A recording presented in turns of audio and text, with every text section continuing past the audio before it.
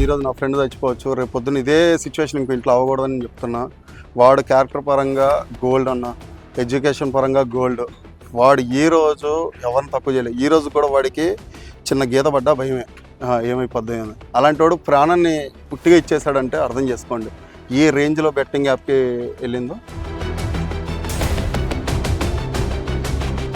Betting యాప్లు కానీ, online betting కానీ, ఆన్లైన్ రమ్మీ గేమ్ల పట్ల అప్రమత్తంగా ఉండడమే కాదు, కఠినంగా వ్యవహరించాలని ఈరోజు రాష్ట్ర ప్రభుత్వం నిర్ణయం తీసుకున్నది.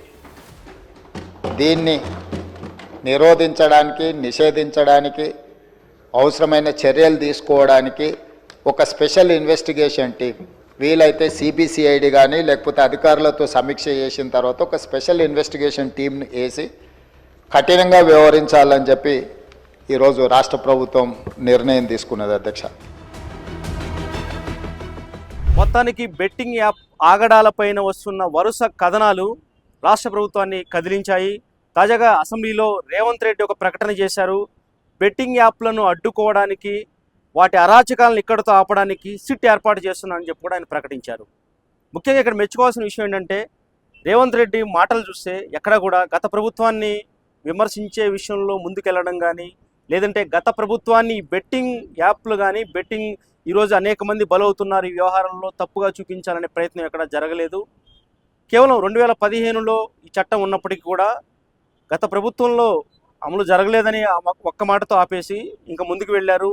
ఇలాంటి మరణాలు జరగకూడదు, బెట్టింగ్ యాప్ల వల్ల, బెట్టింగ్లు ఆడడం వల్ల ముఖ్యంగా పేదలు బలైపోతున్నారు, అనేక మంది బల్వన్ మరణానికి పాల్పడుతున్నారు, ఇది ఇక్కడితో ఆగాలి, అందుకే సిట్ ఏర్పాటు చేస్తున్నామని కూడా రేవంత్ రెడ్డి చెప్పారు.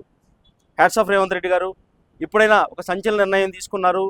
సిట్ ముందుకు వెళ్ళాలి, విచారణ వేగవంతంగా జరగాలని చెప్పి కోరుకుందాం. అయితే ఈ మొత్తం వ్యవహారంలో ఏపీ దేశం ఈ బెట్టింగ్ యాప్ల పైన ఒక యుద్ధమే చేసింది. ఎందుకంటే ముందు నుంచి ఎప్పుడైతే బెట్టింగ్ యాప్లకు సంబంధించి ఈ ప్రమోషన్ పేరుతో సెలబ్రిటీలు కోట్ల రూపాయలు సంపాదించారని చెప్పి కథనంతో మొదలయ్యి, ఆ తర్వాత మెట్రోనే ఏకంగా బెట్టింగ్ ప్రమోట్ చేసింది. 2017 నుంచి నిన్న మొన్నటి వరకు కూడా దాదాపు 8 సంవత్సరాల పాటు మెట్రోలో బెట్టింగ్ యాప్లో సంబంధించి ఆడండి గెలవండి అంటూ విపరీతంగా ప్రమోషన్ జరిగిందంటూ ఏబీపీ దేశం వెలుగులోకి తీసుకొచ్చింది. ముఖ్యంగా దీనివల్ల అనేక మంది ప్రభావితం అయ్యారనే విషయాన్ని కూడా ప్రభుత్వం దృష్టికి తీసుకెళ్ళింది. అది మొదలు ఆ తర్వాత తాజాగా ఏదైతే ఘటన జరిగిందో మేడ్చల్ పరిధిలోని గౌడవిల్లిలో సోమేష్ అనే యువకుడు బల్వన్మరణానికి పాల్పడ్డాడో ఆ విషయానికి సంబంధించి జనాల్ని మేల్కొల్పే ప్రయత్నం చేసింది ఏపీ దేశం. క్షేత్రస్థాయిలో పరిస్థితులు ప్రజల ముందుంచింది. ముఖ్యంగా సోమేష్ ప్రాణ స్నేహితుడు రాజు ఏబీపీ దేశంతో మాట్లాడుతూ ఏ విధంగా మదన పడ్డాడు సోమేష్ చనిపోకముందనే విషయాలు కళ్ళకు కట్టినట్టు చూపించాడు. అంతేకాదు, ప్రధానంగా ఇక్కడ మనం గుర్తుపెట్టుకోవాల్సింది, సోమేష్ చనిపోయింది బెట్టింగ్ యాప్లో డబ్బులు పెట్టి ఆ డబ్బులు తిరిగి కట్టలేక మాత్రమే కాదు, ఇంకా నేను ఈ బెట్టింగ్ ఆడకుండా ఉండలేకపోతున్నాను, నేను బ్రతికుంటే బెట్టింగ్కి దూరంగా ఉండలేను అని భావించి ఒక మానసిక వేదనతో ట్రైన్ కింద తలపెట్టి బల్వన్మరణానికి పాల్పడ్డాడు. అంటే ఏ స్థాయిలో బెట్టింగ్ జనాల్లోకి వెళ్ళిపోయింది, ఏ స్థాయిలో దానికి బానిసలైపోయారు అనేది కూడా చూపించాము. ఆ తర్వాత బెట్టింగ్ యాప్ వల్ల ప్రాణాలు కోల్పోయిన సోమేష్ తల్లితో మాట్లాడినప్పుడు ఆవిడ ఆవేదన ఎలా ఉందంటే, కనీసం తన బిడ్డ ఎందుకు చనిపోయాడో కారణం కూడా తల్లికి తెలియదు. ఫోన్ అంటే సహజంగా చూస్తుంటాడు, అందులో ఈ విధంగా బెట్టింగ్ ఆడుతుంటాడు, డబ్బులు పోతుంటాయి, దానివల్ల నా బిడ్డ చనిపోయాడనే విషయం తన తల్లికి కూడా తెలియదు. ఏబీపీ దేశం తన తల్లికి ఎందువల్ల తన బిడ్డ చనిపోయాడో ఆ కారణాన్ని వివరించింది. దాంతో తల్లి బోరున విలిపించింది. నాలాంటి కష్టం, నాలాంటి కడుపు వేదన, నాలాంటి కడుపు కోత మరే తల్లికి రాకూడదంటూ కూడా ప్రభుత్వాన్ని వేడుకుంది.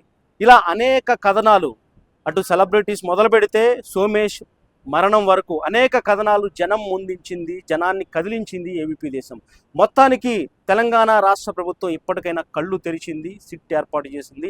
ఇందుకు ఏబీపీ దేశం తరపున తెలంగాణ రాష్ట్ర ప్రభుత్వానికి ప్రత్యేక ధన్యవాదాలు తెలుపుతున్నాం.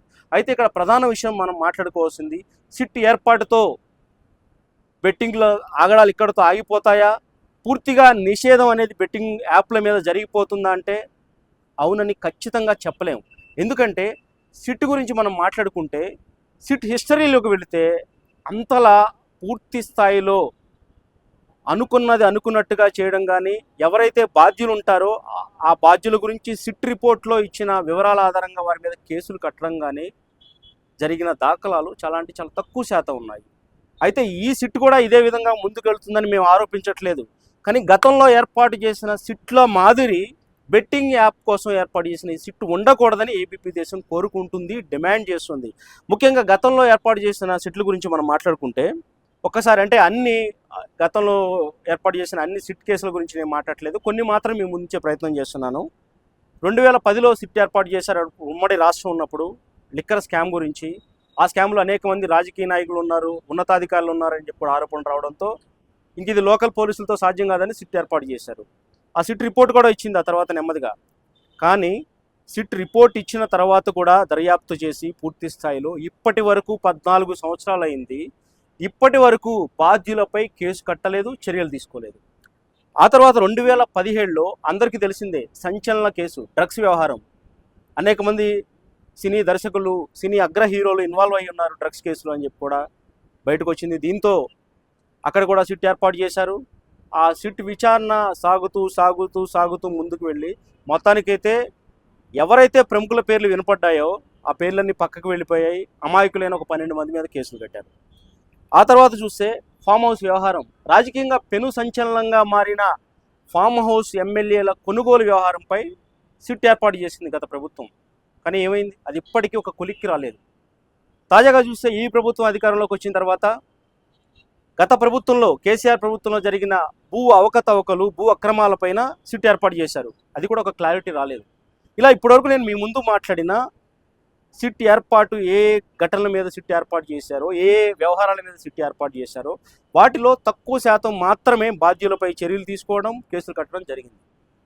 ఇవన్నీ చూస్తుంటే కొన్ని అనుమానాలు కూడా ఉన్నాయి. ఈరోజు ఏర్పాటు చేసిన సిట్ గురించి, ఆ ప్రకటన గురించి చూస్తే కేవలం ఇది అసెంబ్లీలో ప్రకటనతో మాత్రమే మిగిలిపోకుండా పూర్తి స్థాయిలో నిష్పక్షపాతంగా దర్యాప్తు జరిగి బెట్టింగ్ వ్యవహారంలో ఎవరెవరు ఇన్వాల్వ్ అయి ఉన్నారు, ఎంతమంది ప్రముఖుల పేర్లు ఇందులో ఇన్వాల్వ్ అయి ఉన్నాయి, వారికి ఏమాత్రం ప్రమేయం ఉంది, ఇవన్నీ కూడా బయట పెట్టాలి.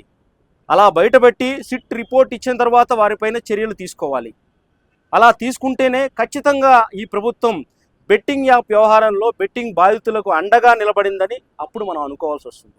అలా కాకుండా ఏదో నామమాత్రంగా ఇప్పుడు ఇదంతా పెద్ద హడావుడి అయిపోతుంది, మీడియాలో కథనాలు వస్తున్నాయి, దీనివల్ల ప్రభుత్వం అబాసు పాలవుతుంది అని భావించి సిట్ ఏర్పాటు చేస్తున్నా అంటూ ఒక ప్రకటన చేసి, సిట్ అంటే కూర్చోండి, అందరూ ఊరికే గొడవ చేయకండి, దీని గురించి పదే ప్రసారాలు చేయకండి, ఇక్కడితో ఆపండి, సిట్ ఏర్పాటు చేసామంటూ దీన్ని చల్లబరిచే ప్రయత్నం చేస్తే ప్రభుత్వం, ఏబీపీ దేశం తిరిగి పోరాటం చేస్తుంది.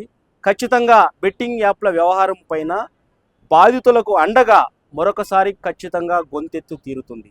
చూద్దాం. సిట్టు ఇప్పుడే ప్రకటన చేశారు కాబట్టి అది ముందుకు వెళుతుందా, దానిలో లోపాలు మనం ఇప్పుడు మాట్లాడడం సరైనది కాదు. కేవలం గతంలో జరిగిన సిట్ కేసుల గురించే నేను మీ ముందుంచాను. ఇది అలా కాకుండా ఉండాలని కోరుకుందాం. ఈ మొత్తం వ్యవహారంపై కామెంట్స్ రూపంలో మీ అభిప్రాయం తెలియజేయచ్చు. శేషు ఏబీపీ దేశం, హైదరాబాద్.